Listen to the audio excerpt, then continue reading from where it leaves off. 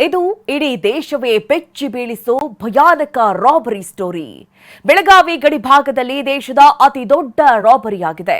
ಬರೋಬ್ಬರಿ 400 ಕೋಟಿಯಿಂದ 1000 ಕೋಟಿ ರೂಪಾಯಿಗಳನ್ನ ಹೊತ್ತೊಯ್ತಾ ಇದ್ದ 2 ಕಂಟೈನರ್ಗಳನ್ನ ಹೈಜಾಕ್ ಮಾಡಿ ದರೋಡೆ ಮಾಡಿರುವ ಭಯಾನಕ ಮಾಹಿತಿ ಹೊರಬಿದ್ದಿದೆ. ಇಂಟ್ರೆಸ್ಟಿಂಗ್ ಸಂಗತಿ ಅಂದ್ರೆ 3 ತಿಂಗಳ ಬಳಿಕ ಈ ವಿಷಯ ಗೊತ್ತಾಗಿದೆ. ಬೆಳಗಾವಿಯ ಚೋರ್ಲಾ ಘಾಟ್ನಲ್ಲಿ ದೇಶದ ಅತಿ ದೊಡ್ಡ ದರೋಡೆ. ಮಹಾರಾಷ್ಟ್ರ, ಕರ್ನಾಟಕ, ಗೋವಾ 3 ರಾಜ್ಯದ ಪೊಲೀಸರಿಗೆ ಟೆನ್ಷನ್. 400 ಕೋಟಿ ರೂಪಾಯಿ ಚೋರ್ಲಾ ಘಾಟಲ್ಲಿ ರಾಬರಿ ಆಗಿದೆ. ಬೆಳಗಾವಿ ಜಿಲ್ಲೆ ಖಾನಾಪುರ ತಾಲೂಕಿನ ಚೋರ್ಲಾ ಘಾಟ್ ಬಳಿ ಭಯಾನಕ ದರೋಡೆ ನಡೆದಿದೆ. ಒಂದಲ್ಲ ಎರಡಲ್ಲ, ಬರೋಬ್ಬರಿ 400 ಕೋಟಿ ರೂಪಾಯಿಗಳನ್ನ ಸಾಗಿಸುತ್ತಿದ್ದ 2 ಕಂಟೈನರ್ಗಳನ್ನ ಹೈಜಾಕ್ ಮಾಡಿ ಅದರಲ್ಲಿದ್ದ ಹಣವನ್ನ ದರೋಡೆ ಮಾಡಿರುವ ಸ್ಫೋಟಕ ಮಾಹಿತಿ ಹೊರಬಿದ್ದಿದೆ. ಇಡೀ ದೇಶವನ್ನೇ ಬೆಚ್ಚಿ ಬೀಳಿಸಿರುವ ಈ ದರೋಡೆ ಪ್ರಕರಣ ಸದ್ಯ ಮಹಾರಾಷ್ಟ್ರ, ಕರ್ನಾಟಕ, ಗೋವಾ ಪೊಲೀಸರಿಗೆ ಟೆನ್ಷನ್ ತಂದಿಟ್ಟಿದೆ. ವಿಷಯ ಅಂದ್ರೆ ದರೋಡೆ ಆಗಿರುವ ಹಣ ಮಹಾರಾಷ್ಟ್ರದ ರಿಯಲ್ ಎಸ್ಟೇಟ್ ಉದ್ಯಮಿ ಕಿಶೋರ್ ಶೇಟ್ ಅನ್ನೋನ್ಗೆ ಸೇರಿದ್ದು ಎನ್ನಲಾಗಿದೆ. ಇದೇ ಕಿಶೋರ್ ಶೇಟ್ಗೆ ಅಕ್ಟೋಬರ್ 16ರಂದು ಹಣ ತುಂಬಿದ ಕಂಟೈನರ್ಗಳು ಹೈಜಾಕ್ ಆದ್ಮೇಲೆ ಒಂದು ವಾಟ್ಸ್ಆಪ್ ಕಾಲ್ ಹೋಗುತ್ತೆ.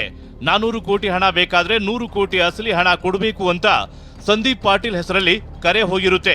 ಹೀಗಾಗಿ ಸಂದೀಪ್ ಪಾಟೀಲ್ನೇ ದರೋಡೆ ಮಾಡಿಸಿರೋದು ಅಂತ ತಿಳಿದ ಕಿಶೋರ್ ಮತ್ತಾತನ ಸಹಚರರು ಅಕ್ಟೋಬರ್ 22ರಂದು ಸಂದೀಪ್ ಪಾಟೀಲ್ನನ್ನ ಅಪಹರಿಸುತ್ತಾರೆ. ಸುಮಾರು 1.5 ತಿಂಗಳು ಕೂಡಿ ಹಾಕಿ ಚಿತ್ರಹಿಂಸೆ ಕೊಡ್ತಾರೆ. ಅವರಿಂದ ತಪ್ಪಿಸಿಕೊಂಡು ಬಂದು ಮಹಾರಾಷ್ಟ್ರದ ನಾಸಿಕ್ ಪೊಲೀಸರಿಗೆ ದೂರು ನೀಡಿದ್ದ. ಆಗ್ಲೇ ಈ ಮಹಾ ದರೋಡೆಯ ಪ್ರಕರಣ ಬೆಳಕಿಗೆ ಬಂದಿತ್ತು.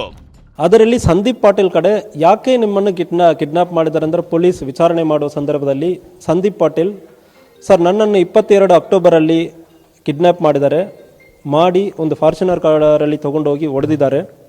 ಹೊಡೆದುಬಿಟ್ಟು 16ನೇ ತಾರೀಕು ಒಂದು 400 ಕೋಟಿ ರೂಪಾಯಿ ಚೋರ್ಲಾಘಟ್ಟಲ್ಲಿ ರಾಬರಿ ಆಗಿದೆ, ಅದರಲ್ಲಿ ನೀವು ಭಾಗಿಯಾಗಿದೆಯೋ, ನೀವು ಅದರಿಂದ 400 ಕೋಟಿ ಕೊಡಬೇಕಂದ್ರೆ ನನ್ನನ್ನು ಹೊಡೆದಿದ್ದಾರೆ ಎಂದು ಸಂದೀಪ್ ಪಾಟೀಲ್ ಅವನು ತಿಳಿಸ್ತಾನೆ. 400 ಕೋಟಿ ಅಲ್ಲ, 1000 ಕೋಟಿ ಎಂದ ಸಂದೀಪ್ ಪಾಟೀಲ್. ಸದ್ಯ ದೂರುದಾರ ಸಂದೀಪ್ ಪಾಟೀಲ್ ವಿಡಿಯೋ ಹೇಳಿಕೆಯನ್ನ ಬಿಡುಗಡೆ ಮಾಡಿದ್ದು, ಅದರಲ್ಲಿ ಕಂಟೈನರ್ನಲ್ಲಿ ಇದ್ದದ್ದು 400 ಕೋಟಿ ಅಲ್ಲ, 1000 ಕೋಟಿ ಹಳೆ ನೋಟ್ಗಳು ಎಂದಿದ್ದಾನೆ. तर त्या आरोपी जे होते ते किशोर सावळाला 100 कोटीची मागणी हे माझ्या नावाने करत होते. म्हणजे किशोर सावळाला व्हॉट्सअप कॉल करत सांगत होते की मी संदीप पाटील आहे, हे तुमचे कंटेनर 400 करोडचे मी लुटले आहे, तुम्हाला हे तुमचे जुन्या नोटा 400 करोड पाहिजे असल्यास तुम्ही मला नवीन नोटा 100 करोड रुपये द्या. त्यानंतर मला त्यांच्या ऑफिसमध्ये हे माहीत पडलं की हे हा प्रकार फक्त 400 करोडचा नसून हा 1000 करोडचा ಪ್ರಕಾರ ಆಯ್ತು.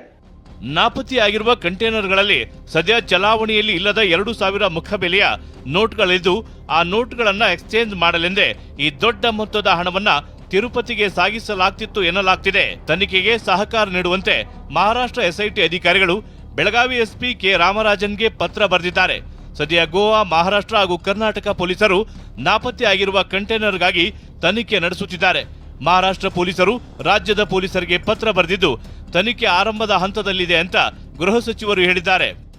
ಮಾಹಿತಿ ಕೊಟ್ಟಿದ್ದಾರೆ, ಅಂದರೆ ಮುಂದೆ ಇನ್ವೆಸ್ಟಿಗೇಷನ್ ಮಾಡುವಾಗ ನಮ್ಮ ಸಹಕಾರನೂ ಬೇಕಾಗ್ತದೆ ಅನ್ನೋ ರೀತಿಯಲ್ಲಿ ಕೇಳಿದ್ದಾರೆ. ಅದು ಬಿಟ್ಟರೆ ಬೇರೆ ಇನ್ನೇನು ಸದ್ಯಕ್ಕೆ ಏನೂ ಇದಿಲ್ಲ. ಸದ್ಯ ಪ್ರಕರಣ ಸಂಬಂಧ ನಾಸಿಕ್ ಪೊಲೀಸರು ಜೇಶ್ ಕದಂ, ವಿಶಾಲ್ ನಾಯ್ಡು, ಸುನಿಲ್ ಧುಮಾಲ್, ವಿರಾಟ್ ಗಾಂಧಿ ಮತ್ತು ಜನಾರ್ದನ್ ದಾಯಗುಡೆ ಸೇರಿದಂತೆ ಒಟ್ಟು 6 ಜನರನ್ನ ಬಂಧಿಸಿದ್ದಾರೆ. विराट गांधी ये 5th अक्यूज्ड है, ये 5वां आरोपी है जिसको हमने गिरफ्तार किया है. अभी 2 आरोपी और गिरफ्तार करने बाकी है, उनको हम जल्दी गिरफ्तार करेंगे. 400 ಕೋಟಿ ರಾಬರಿ ಸ್ಫೋಟಕ ಆಡಿಯೋ ವೈರಲ್. ಒಂದು ಕಡೆ 6 ಆರೋಪಿಗಳನ್ನ ಬಂಧಿಸಿರುವ ಬೆನ್ನಲ್ಲೇ 400 ಕೋಟಿ ಹಣದ ಡೀಲ್ನ ಆಡಿಯೋ ಒಂದು ವೈರಲ್ ಆಗಿದೆ.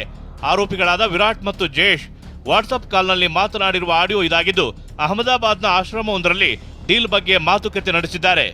अगर डील होता है तो 170 करोड़ रहता है आता है, तो उसमें तुमको 10% जितना तो मिलेगा ही, ठीक है. मांडवाली होता है 2-5 करोड़ का, तो उसमें भी तुमको तो मिलने ही वाला है, ठीक है. लेकिन क्या इतना बड़ा काम है और अभी क्या आश्रम में इन्वॉल्व है ना, तो इसके लिए थोड़ा स्लो चल रहा है. और दूसरा क्या है, अभी किशोर बेबी क्या है ठंडे पड़ गए हैं. कैमरामैन प्रताप जोते, साधव माने, TV9 बेळगावी.